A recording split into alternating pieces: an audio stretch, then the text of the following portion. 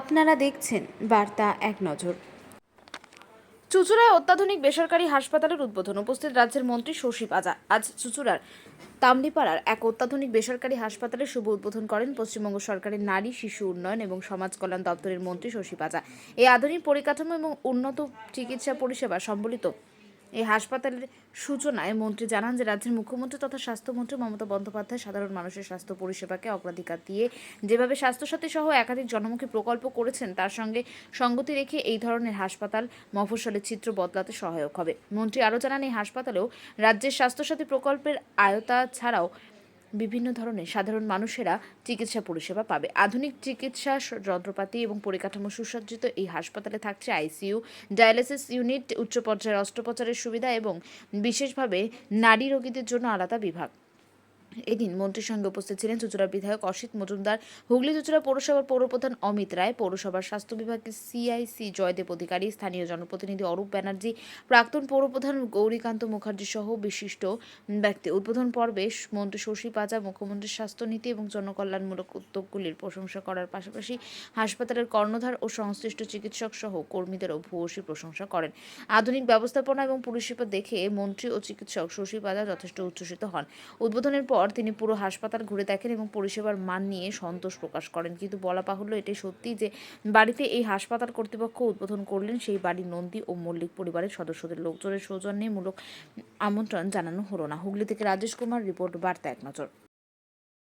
এবং একটা আগ্রহ থাকে যে কিরকম হয়েছে হসপিটাল, সবটা দেখি শুনি এবং এটা শুনে ভালো লাগলো যে একেবারে যেটাকে বলে মাটির স্তরেতে এবং মাটির মানুষ যার যখন প্রয়োজন তখন তারা এখানে রেড ক্রস সঞ্জীবন হসপিটালে আসতে পারবেন এবং নির্দ্বিধায় আসতে পারবেন। একটা প্রাইভেট হাসপাতাল বলে টাকা পয়সা সে যে একটা চিন্তা ভাবনা থাকে সেটাও না, সেটা চিন্তা ভাবনা মুক্ত এবং এখানে সেই ব্যবস্থাটা করে। এটা সত্যি আমরা যতই সহজ করি না কেন স্বাস্থ্য ব্যবস্থা, অনেক চেষ্টা করি।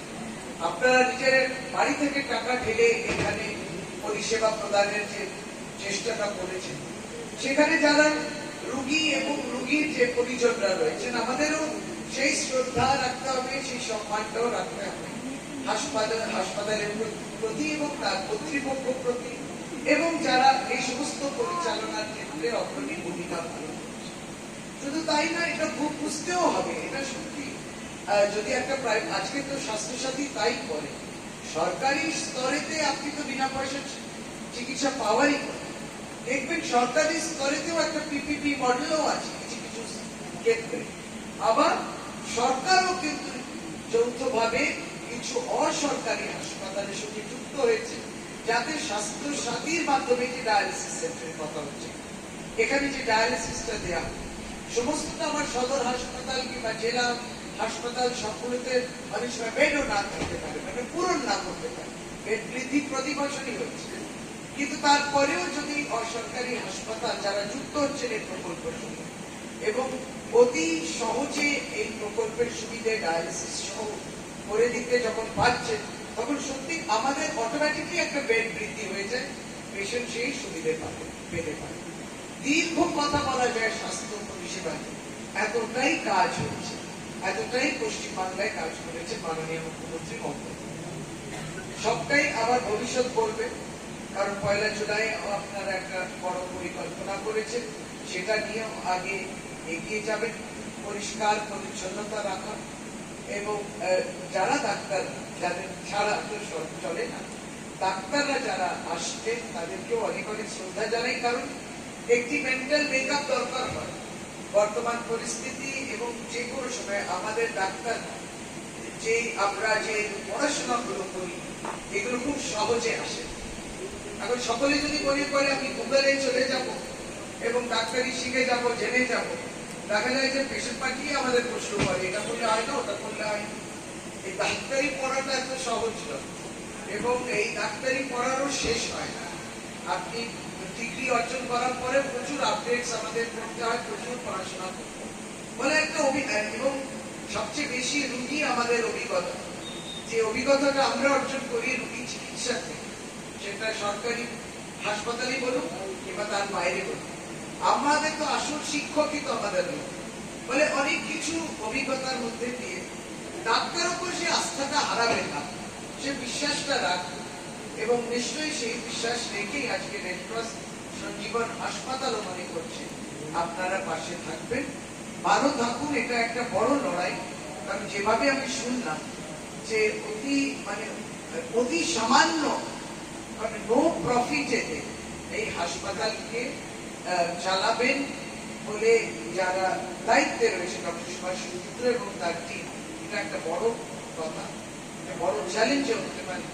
আপনারা সকলেই সহযোগিতা করবেন, এটাই কাম্য। আর অবশ্যই আমার এটা প্রথমেই বলে নেওয়া উচিত ছিল যে আপনারা নিশ্চয়ই আমায় ক্ষমা করবেন যে আমার সত্যি এটা 12টায় ছিল আসার কথা, কিন্তু নানান কারণে যেমন বললাম আপনারা অন্যান্য ব্যস্ততা যেগুলো আমাদের দিয়েছে বিভিন্ন মিটিং পড়ে গেল, হঠাৎ করে কারো ভিজিট পড়ে গেল, এসব করতে গিয়ে পিছিয়ে গেল। আপনারা ধৈর্য সহকারে বসলেন, অপেক্ষা করলেন। আমি মনে করি এই সম্মানের জন্য আপনাদের নিশ্চয়ই কৃতজ্ঞতা জানাতে। আপনারা ভালো থাকুন, সুস্থ থাকুন। অরূপ আছে এখানে, এ হচ্ছে আসল দোষী। আর আপনার প্রোগ্রামে আমি আসতে পারবো না। সব যে রক্তদান শিবির হয়েছে তাতেও আসতে হয়েছে, অসুবিধা দিলে আমাদের যোগ করে। এবার কিন্তু তাদেরকে কলকাতায় আসতে হবে। এইটুকু বলে আপনারা ভালো থাকুন, সুস্থ থাকুন এবং এখন কি আনুষ্ঠানিক ঘোষণা করছি যে আজকে রেড ক্রস সঞ্জীবন হাসপাতাল এই পাড়াতে আনুষ্ঠানিক তার উদ্বোধন হলো। এই নতুন হাসপাতাল সব শুভ হোক, ভালো থাকুন, সুস্থ থাকুন।